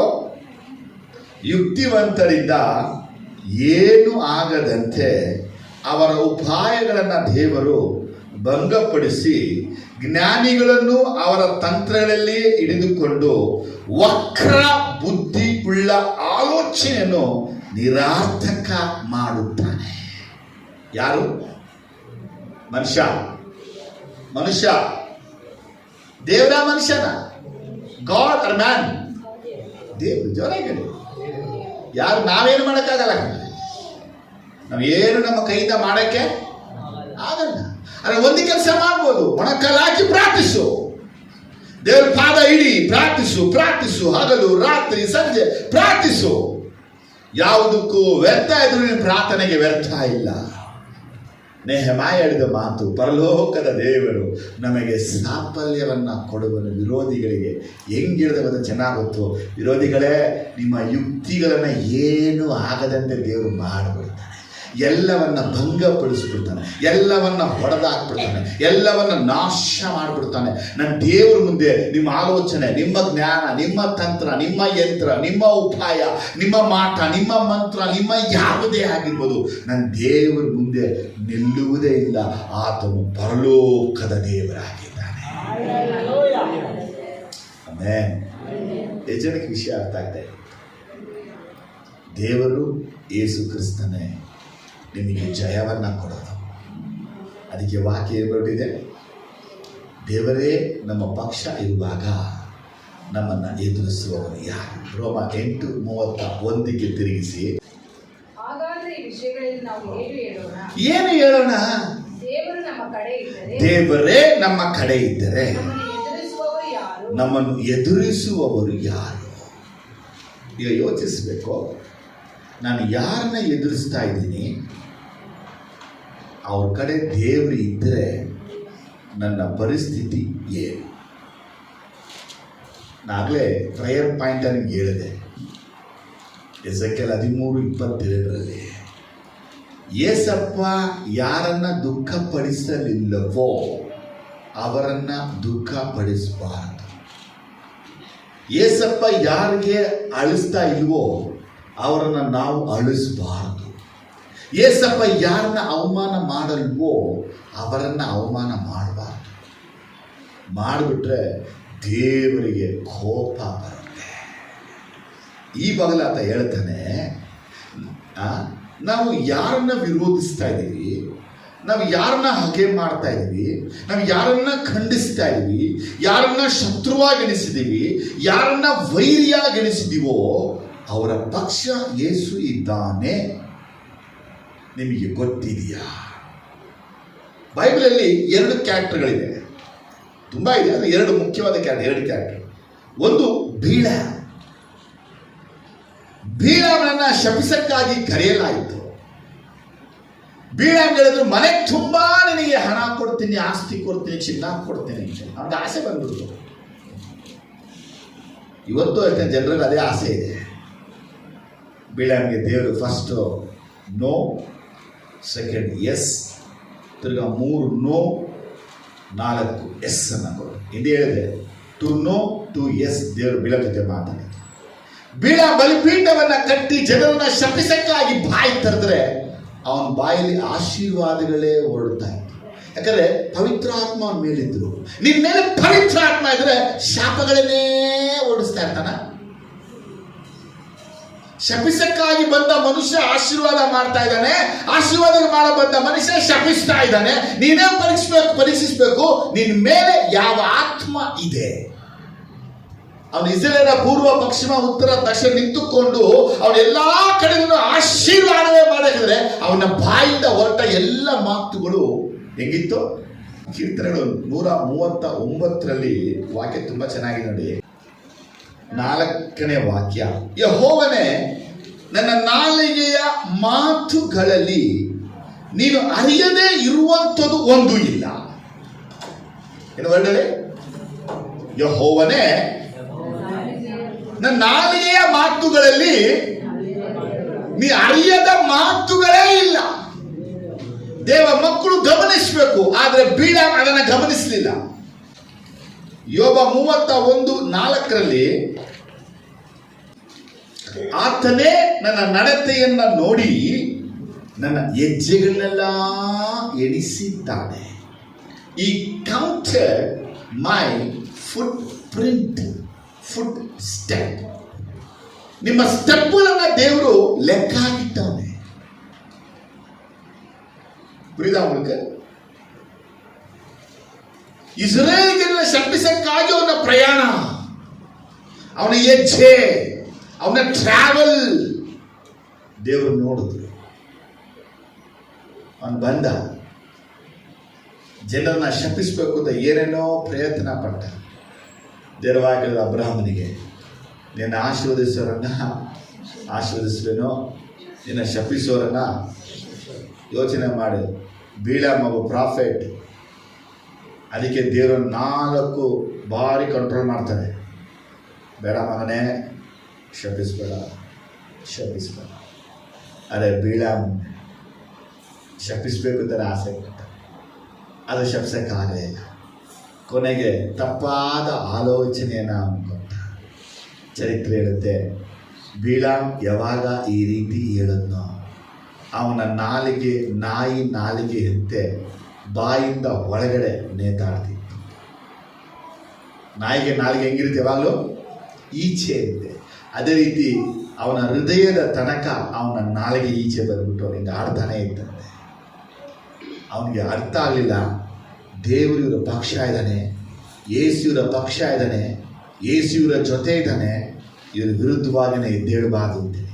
ಅದು ಎದ್ದುಬಿಟ್ಟ. ಎರಡನೇದಾಗಿ ನೋಡ್ತೀವಿ, ಒಳ್ಳೆ ಎಕ್ಸಾಂಪಲ್ ಸೌಲ್. ದಾವಿದ ದೇವ್ರ ಜೊತೆ ಇರೋದು ಅವನು ಚೆನ್ನಾಗಿ ಗೊತ್ತಿದ್ರು ದಾವಿದನ ಹಿಂಸೆ ಮಾಡೋದನ್ನ ಅವನು ಬಿಡಲೇ ಇಲ್ಲ. 21 ಸಾರಿ ಅವನು ಹಿಂಸೆ ಮಾಡ್ದ ಕೊಲ್ಲಕ್ಕಾಗಿ. ದುರಾತ್ಮ ಅವನೊಳಗಿತ್ತು. ದೇವರೇ ಅವನ ಪಕ್ಷ ಇರೋದು, ಅವನ ಜೊತೆ ಇರೋದು, ಅವನ ಸಕ್ಸಸ್ಗೆ, ಅವನ ಜಯಕ್ಕೆ, ದಾವಿದನ ಜಯಕ್ಕೆ ಎಲ್ಲಾ ಕಡೆ ಕಾರಣ ದೇವರೇನ ಗೊತ್ತಿದ್ರುವೆ ಅವನು ದಾವಿದನಿಗೆ ವಿರುದ್ಧವಾಗಿಯೇ ನಿಂತ. ಇವತ್ತು ನನ್ನ ಸಂದೇಶ ಇಷ್ಟೇನೆ. ಪರಲೋಕದ ದೇವರು ಸಾಫಲ್ಯವನ್ನ ಕೊಡುವಾಗ ಅದನ್ನು ವಿರೋಧಿಸಕ್ಕೆ ನೀನು ಯಾರು? ನಿನ್ನಿಂದ ಸಪೋರ್ಟ್ ಮಾಡೋಕ್ಕಾಗಲ್ಲ ಅಂದ್ರೆ ಸುಮ್ಮನಿದ್ಬಿಡು, ಆದರೆ ವಿರೋಧವಾಗಿ ನಿಲ್ಬೇಡ. Let us rise and build ಅನ್ನುವಾಗ ಎದ್ದು ಕಟ್ಟಕ್ಕೆ ನಿಂದ ಆದರೆ ಎದ್ದು ಕಟ್ಟು, ಆದರೆ ಕಟ್ಟಿದ್ದನ್ನ ಕೆಡವಕ್ಕೆ ಹೋಗಬೇಡ. ಪೌಲ್ ಹೇಳ್ತಾನೆ, ಕರ್ತನು ನಮ್ಮನ್ನ ನಿನ್ನ ಕಟ್ಟುವುದಕ್ಕಾಗಿ ನೇಮಿಸಿದ್ದಾನೆ, ಕೆಡುವುದಕ್ಕಾಗಿಲ್ಲ ಅಂತ ಪೌಲ ಹೇಳ್ದ. ಆದರೆ ದೇವರ ಮಕ್ಕಳು ಇವತ್ತು ನಾವು ಎಷ್ಟು ಜನನ ಕಟ್ಟಿದ್ದೀವಿ, ಎಷ್ಟು ಜನನ ಒಡೆದು ಹಾಕಿದ್ದೀವಿ, ಎಷ್ಟು ಜನನ ಕುಗ್ಗಿಸ್ತೀವಿ, ಎಷ್ಟು ಜನನ ಮೇಲಕ್ಕೆತ್ತಿದ್ದೀವಿ. ಒನ್ ಡೇ ದೇವರಿಗೆ ಆನ್ಸರ್ ಮಾಡಬೇಕು. ಒಂದು ದಿನ ಯೇಸಪ್ಪನಿಗೆ ಉತ್ತರ ಕೊಡಬೇಕು, ಇದನ್ನ ಯಾಕೆ ನೀನು ಮಾಡಿದೆ? ಅದಕ್ಕೆ ದಾವಿದ ಅವತ್ತು ಹೇಳ್ತಾನೆ, ಎಡಕ್ಕೂ ಬಲಕ್ಕೂ ತಿರುಗದೆ ಅವನ ಕರ್ತನನ್ನೇ ತನ್ನ ಕಣ್ಣ ಮುಂದೆ ಇಟ್ಕೊಂಡು ಓಟವನ್ನ ಓಡದಂತೆ. ಜೀಸಸ್ ಎಡಕ್ಕೂ ಬಲಕ್ಕೂ ನೋಡಲಿಲ್ಲ, ದೇವರನ್ನೇ ಮುಂದೆ ಇಟ್ಟು ಓಟವನ್ನ ಓಡಿದ್ರು. ಇವತ್ತು ನಾವು ಯೇಸುವನ್ನ ಮುಂದೆ ಇಟ್ಟರು ಎಡಕ್ಕೂ ಬಲಕ್ಕೂ ನೋಡ್ತಾನೇ ಇದ್ದೀವಿ. ಇವತ್ತೊಂದು ಬದಲಾವಣೆ ನಿಮ್ಮೊಳಗೆ ತರಲಿ. ಪರಲೋಕದ ದೇವರು ನಿಮ್ಮಲ್ಲಿ ಒಂದು ಯೋಜನೆ ಇಟ್ಟವ್ರೆ. ನಿಮ್ಮನ್ನು ಕೊಂಡು ಆತ ಕಾರ್ಯಗಳನ್ನು ಮಾಡಕ್ಕಾಗಿದ್ದಾನೆ. ನಿನ್ನ ಮುಖಾಂತರ ಆತನ ಉದ್ದೇಶಗಳಿವೆ. ಆ ಉದ್ದೇಶಕ್ಕೆ ಧಕ್ಕೆ ಬರಕ್ಕೆ ಭೂಮಿಯಲ್ಲಿ ಬೇಡದ ಯುಕ್ತಿ, ಬೇಡದ ಜ್ಞಾನ, ಬೇಡದ ತಂತ್ರ ನೀ ಮಾಡಬೇಡ. ಯಾಕೆ ಗೊತ್ತಾ? ಗಮಲಿಯೇಲನಿಗೆ ಅವನು ಹೇಳುವಂಥ ಮಾತು ಅಪೊಸ್ತಲ ಕೃತ್ಯ 5ನೇ ಚಾಪ್ಟ್ರಲ್ಲಿ 4ರಲ್ಲಿ ಅಪೊಸ್ತಲದ ಮಾತು, ಕಣ್ಣಿಗೆ ಕೇಳಿದ್ದನ್ನ ನಾವು ಹೇಳಲಾರದೆ ಇರಬೇಕು. ಗಮಲಿಯೇಲ ಹೇಳ್ತಾನೆ, ಈ ಕಾರ್ಯವು ಮನುಷ್ಯರದೇ ಆಗಿದ್ರೆ ಒಡೆದು ಹೋಗುತ್ತೆ, ಈ ಕಾರ್ಯವು ದೇವರದೇ ಆಗಿದ್ರೆ ನೀವು ದೇವರಿಗೆ ಶತ್ರುವಾಗಿ ನಿಲ್ತಾ ಇದ್ದೀರ. ಯಾವತ್ತಾದರೂ ಈ ವಾಕ್ಯವನ್ನು ಆಳವಾಗಿ ಯೋಚನೆ ಮಾಡಿದ್ರ? ನಾನು ಹೇಳೋದು, ನಾನು ಮಾಡೋದು ದೇವರಿಗೆ ವಿರುದ್ಧವಾಗಿದ್ರೆ ನಾನು ಬೀಳ. ನಾನು ದೇವರಿಗೆ ವಿರುದ್ಧವಾಗಿದ್ರೆ ನಾನು ಒಬ್ಬ ಸೌಲ್. ನಾನು ದೇವರಿಗೆ ವಿರುದ್ಧವಾಗಿದ್ರೆ ನಾನೇ ಸೈತಾನ ಅನ್ನೋದು. ನಿಮ್ಮಲ್ಲಿ ಬದಲಾವಣೆಗಳು ಈಗಾಗಲೇ. ಒಂದು ಪ್ರಾರ್ಥನೆ ಮಾಡೋಣ. ಕರ್ತನು ಈ ವಾಕ್ಯದಿಂದ ನಿಮ್ಮನ್ನು ಆಶೀರ್ವದಿಸಿದ್ದಾರೆ. ಎದ್ದು ನಿಂತ್ಕೊಳ್ಳಿ. ಒಂದು ಸಣ್ಣ ಪ್ರಾರ್ಥನೆ ಮಾಡ್ತೀನಿ. ನಾನು ಪ್ರಾರ್ಥನೆ ಮಾಡೋಕ್ಕಿಂತ ಮುಂಚೆ 2 ವಿಷಯ ಹೇಳ್ತೀನಿ. ಎಲ್ಲ ನಿಮ್ಮ ಕಣ್ಣುಗಳನ್ನು ಮುಚ್ಕೊಳ್ಳಿ, ಎಲ್ಲ ಎದ್ದು ನಿಂತ್ಕೊಳ್ಳಿ. ಫ್ಯಾಕ್ಟ್ ನಂಬರ್ 1, ಏಸಪ್ಪ ನಿಮ್ಮನ್ನು ನೋಡ್ತಾ ಇದ್ದಾರೆ ಅಂತ ಮರಿಬಾರ್ದು. ನಿಮಗೆ ಅವೇರ್ನೆಸ್, ನಿಮಗೆ ಭಯ ಇರಬೇಕು. ಎಲ್ಲಿ ಹೋಗ್ತೀಯ, ಎಲ್ಲಿ ಕೂರ್ತೀಯ, ಎಲ್ಲಿ ನಿಲ್ತೀಯ, ಎಲ್ಲಿ ಏನು ಮಾಡ್ತಾ ಇದೆಯಾ ಅದನ್ನು ಏಸಪ್ಪ ನೋಡ್ತಾ ಇದ್ದಾರೆ. ನಿನ್ನ ಆಲೋಚನೆ, ನಿನ್ನ ಯುಕ್ತಿ, ನಿನ್ನ ಕುಯುಕ್ತಿ, ನಿನ್ನ ತಂತ್ರ, ನಿನ್ನ ಯಂತ್ರ, ನಿನ್ನ ಉಪಾಯ ಯಾವುದೂ ಏಸಪ್ಪನ ಮುಂದೆ ನಿಲ್ಲೋದಿಲ್ಲ. ಒಂದು ವೇಳೆ ನೀನು ಮಾಡುವ ಎಲ್ಲ ಕಾರ್ಯಗಳು ದೇವರು ಯಾರ ಪಕ್ಷ ಇದ್ದಾರೆ, ಏಸಪ್ಪ ಯಾರ ಪಕ್ಷ ಇದ್ದಾರೆ, ಏಸಪ್ಪ ಯಾರ ಜೊತೆ ಇದ್ದಾರೆ, ಅವರಿಗೆ ವಿರುದ್ಧವಾಗಿ ನೀನು ನಿಂತುಬಿಟ್ಟಿದ್ರೆ ಇವತ್ತು ಬದಲಾವಣೆಯಾಗಕ್ಕೆ ಒಳ್ಳೆ ಆಪ್ಷನ್ ಇದೆ. ಕರ್ತನು ಕಟ್ಟುವ ಕೆಲಸಕ್ಕಾಗಿ ನಿಂತಿರುವಾಗ ನೀ ಕೆಡುವಂತ ಪಕ್ಷದಲ್ಲಿ ನಿಲ್ಬೇಡ. Let us rise and build ಅನ್ನುವಾಗ ನೀನು ಎದ್ದು ಕಟ್ಟುವ ಕಡೆಯಲ್ಲಿ ನಿಂತುಕೋ. ಸಂಬಲರ್, ತೋಬಿಯಾಸ್, ಗೇಷಮ್, ಶೆಮಾಯ, ನೈವೇದ್ಯರಂತ ಉಳಿದ ಪ್ರವಾದಿಗಳ ಹಾಗೆ ನೀನು ಆಗಬೇಡ. ನಿನ್ನ ಕೈಗಳ ಮೇಲೆ ಎತ್ತಿಕೊಂಡು ಕರ್ತನೆಯನ್ನು ಸ್ಪರ್ಶಿಸುವಂತ let us God touch you. ನಿನ್ನನ್ನು ದೇವರು ಮುಟ್ಟಲಿ, ನಿನ್ನ ಹೃದಯದಲ್ಲಿ ಬದಲಾವಣೆಗಳಾಗಲಿ. ಎಂಥ ಪರಿಸ್ಥಿತಿ ಬಂದರೂ ಕರ್ತನ ಸ್ತುತಿಸನ್ನ ಬಿಡಬೇಡ. ಎಂಥ ವಿರೋಧತ್ವ ಬಂದರೂ ಕರ್ತನ ಸ್ತುತಿಸನ್ನ ಬಿಡಬೇಡ. ಎಲ್ಲರೂ ಈತ ಆಗಾರ ಅವತ್ತು ಕರೆದರು, ಆದರೆ ಸೆಕೆಂಡ್ ಟೈಮ್ ಅವಳ ದೇವರನ್ನು ಅವಳು ಕರೆಯಲಿಲ್ಲ. ರೀಸನ್, ಅವಳ ಮನಸ್ಸಲ್ಲಿ ಅಬ್ರಾಹ್ಮಣ ದ್ರೋಹಗಳು ತುಂಬಿಕೊಂಡಿತ್ತು. ಇವತ್ತಿನ ಮನಸ್ಸಲ್ಲಿ ಯಾರ ದ್ರೋಹ, ಯಾವ ಅನ್ಯಾಯ, ಯಾರ ಮೋಸ ಮನಸ್ಸಲ್ಲಿ ತುಂಬಿಕೊಂಡಿದ್ರೆ ಅದನ್ನು ವಾಶ್ ಔಟ್ ಮಾಡು. ನಿನ್ನ ಹೃದಯ ದೇವರನ್ನ ಪ್ರತಿಷ್ಠೆ ಮಾಡು. ನಿನ್ನ ಕರೆದ ದೇವರು ನಂಬಿಗಸ್ತನು, ಕಡೆ ತನಕ ನಿನ್ನ ಕೈ ಬಿಡುವುದೇ ಇಲ್ಲ. ಕರ್ತನ ಮಾತು ನಿನಗೆ, ಕರ್ತನ ಮಾತು ನಿನಗೆ. ಇವತ್ತಿನಿಂದ ಕರ್ತನ ಪಕ್ಷದಲ್ಲಿ ಇರುವವರು, ಕರ್ತನ ಕರ್ತನ ಪಕ್ಷವನ್ನು ವಿರೋಧಿಸಬೇಡಿ.